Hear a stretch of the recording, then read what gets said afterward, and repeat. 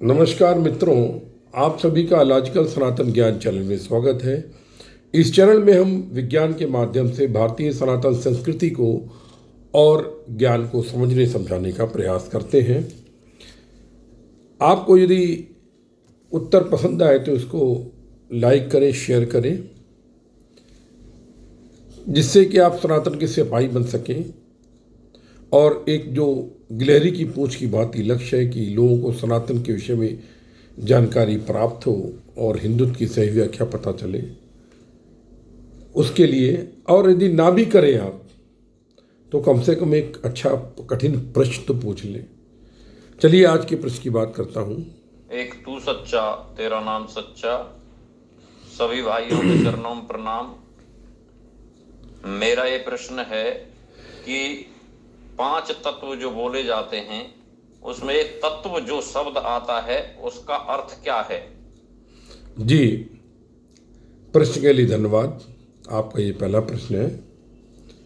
सबसे पहले हम तत्व को समझते हैं। आधुनिक विज्ञान में तत्व का क्या अर्थ होता है। मित्रों, यदि आप किसी भी पदार्थ को विघटित करते जाएं, मतलब छोटा छोटा छोटा छोटा काटते जाएं, तो एक निश्चित मतलब खंडन के बाद, मतलब टुकड़े के बाद आप उसके टुकड़े नहीं कर सकते। यदि कर सकते हैं तो उसकी जो मूलभूत गुण धर्म है वो परिवर्तित हो जाएंगे। ठीक है। तो तत्व क्या है? तत्व वो है जिसके कि सभी परमाणुओं में एक समान गुण धर्म, चाहे वो रासायनिक हो या भौतिक हो, वो रहते हों, और जिसका वर्तमान आवर्त सारणी यानी पीरियडिक टेबल में एक स्थान हो। अगर और आधुनिक टर्म में कहें तो तत्व वो है जिसका कि वर्तमान पीरियडिक टेबल में एक स्थान है, वो तत्व है। लेकिन हमारे वहाँ जो ज्ञान की बात अगर हम करें तो तत्व का अर्थ ये हो जाता है कि आप उसको यदि छोटे से छोटे कण को विघटित करते हैं तो वो गुणधर्म परिवर्तित कर देगा आपने। ठीक है। जैसे कि हमारा शरीर 5 तत्वों को मिलाकर बना है, जैसे कि जल यानी H2O। अब आप इसके नीचे यदि इसको विघटित कर देते हैं तो ये जल तत्व नहीं रह जाएगा। उसी तरीके से आप जल का छोटा से छोटा भी कण लें, वो जल ही रहेगा। ये तो भूमि जिससे हमारा शरीर बना, जल हम पीते, वायु हम ग्रहण करते हैं सांस लेने के लिए, अग्नि यानी ऊर्जा हमें जब जो डाइजेशन होता है हमारे पेट में जो खाते हैं उससे जो ऊर्जा निकलती है उस समय दिनचर्या चलती है, और आकाश जिसमें हमारा मन बुद्धि अहंकार इत्यादि रहते हैं। ये 5 तत्वमान के पंचभूत हमारा जो है शरीर बना है। यदि आप और अधिक सूक्ष्म रूप में देखते हैं तो जैसे आप मिठाई की बात करें, पहले उदाहरण समझ लिया। मिठाई के मतलब मीठा, ठीक है, लेकिन इसमें गुलाब जामुन अलग हो गया, रसगुल्ला अलग हो गया, लड्डू अलग हो गया, पेड़ा अलग हो गया, बर्फी अलग हो गया, पेठा अलग अलग। इनका तत्व क्या है? मीठा। इसका मूल क्या है? मीठा, लेकिन नाम अलग अलग। कुछ उसी भांति यदि आप मूल रूप में बात करें तो चूंकि सृष्टि की उत्पत्ति सगुण निराकार ऊर्जा के माध्यम से हुई है, और स्पंदन के पश्चात जो आइंस्टीन का फार्मूला E=mc² था उसका रिवर्स करें, उसके हिसाब से वो ऊर्जा मास में यानी द्रव में परिवर्तित हुई, परमाणु बने और धीरे धीरे सृष्टि की स्थापना हुई, सृष्टि की उत्पत्ति हुई। तो अगर सभी जगत का मूल तत्व देखें तो वो परम ब्रह्म है। और हमारी आत्मा, जैसे मैंने कल उदाहरण दिया था, एक टब में पानी भर दीजिए, वो परमात्मा है, उसमें गुब्बारों में पानी भर दीजिए, वो आत्मा है जो हमारे शरीर है। लेकिन ये प्रश्न उनके लिए है, ये उत्तर उनके लिए सही माना जाएगा जो ब्रह्म को मानते हैं, जो ईश्वर को मानते हैं, ब्रह्म को मानते हैं। चारवाक ऐसे नास्तिकों के लिए कहां चलेगा ये? तो इसके लिए हमें इन अलग तत्वों को, जैसे कि हमने बताया ना, बालूशाही बर्फी सब में अलग है, उस रूप में इसको समझना पड़ेगा, आगे बढ़ना पड़ेगा। मूल रूप में तो आप कह सकते हैं कि मूल तत्व आत्मा परम ब्रह्म वो है, लेकिन वो उनके लिए जो मानते हैं।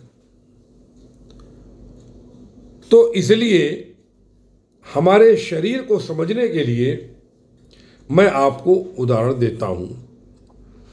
सबसे पहले हम समझते हैं हमारे शरीर की प्राण शक्ति जो हमारी आत्मा के द्वारा मिलती है। आप एक व्यक्ति से पूछें कि भाई तुम कैसे देखते हो, वो कहेगा साहब आँख से देखते हैं। Very good, very good. बहुत लोगों के आँख होती है लेकिन नहीं देख पाते हैं।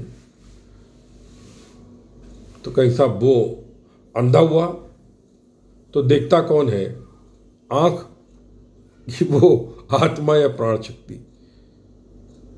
यदि तुम कहते हो आँख देखती है, आँख कहाँ देखती है? जिसके आँख है उसको दिखाई दे तो तुम अंधा कह के छोड़ दिए। देख कौन रहा था? सूंघता कौन है?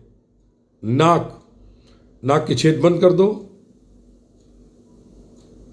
तो मुखाता को उसी भांति करता कौन है? वो जगत शरीर का करता कौन है? आत्मा ही है।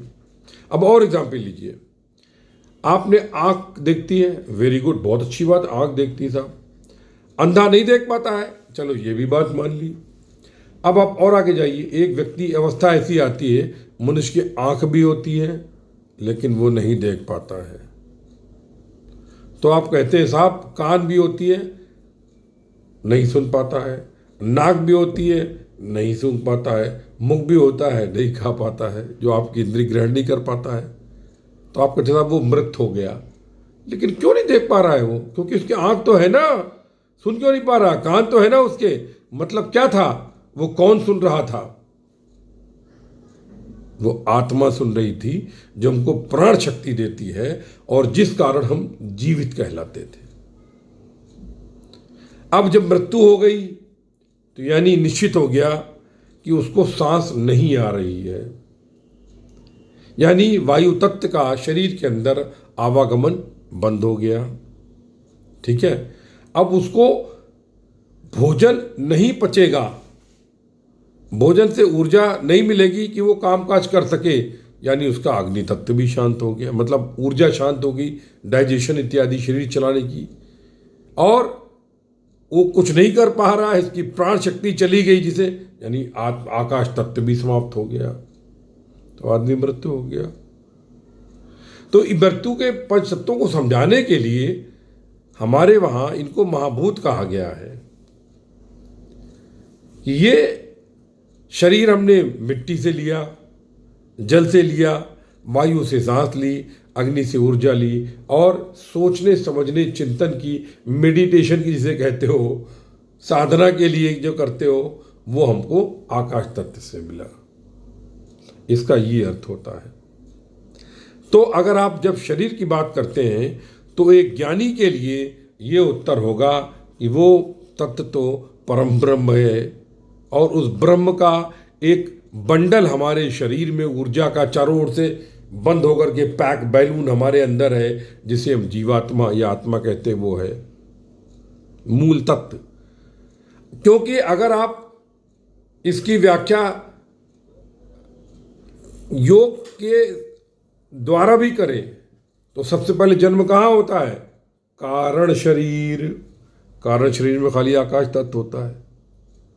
फिर वो आकाश तत्व भावों को लेकर और वायु को लेकर, अग्नि को लेकर कभी कभी सूक्ष्म शरीर बनाता है और फिर वो सूक्ष्म शरीर भूमि और जल लेकर पंचतत्व करके इस शरीर का निर्माण करता है। ये हो गया उत्तर। लेकिन जो नहीं मानते हैं उनको क्या कहोगे? उनको इसी तरह समझाना पड़ेगा। ऐसे समझाया कि आंख है नहीं देखता है, कान है नहीं सुन पाता, नाक है नहीं सूंघ पाता, मुंह है नहीं खा पाता है। तो ये मैं समझता हूँ आप समझ गए होंगे इसके लिए, क्योंकि आकाश तत्व को सर्वोपरि कहा गया है, राजा कहा गया है, क्योंकि मनुष्य के सारे कर्म वहीं से संचालित होते हैं और मनुष्य का जीवन भी वहीं से संचालित होता है। और जो मनुष्य हम वास्तव में ध्यान के द्वारा हम आकाश तत्व को बढ़ाते हैं, आकाश तत्व को बढ़ाकर अपनी ऊर्जा बढ़ाते हैं, अपनी ऊर्जा बढ़ा के हम विभिन्न लोकों में आवागमन करते हैं। इन्हीं शब्दों के साथ जय गुरुदेव, जय माँ काली। आप सभी के हृदय में उपस्थित परम ब्रह्म को नमस्कार। सर्वस्व ब्रह्म, सर्वत्र ब्रह्म।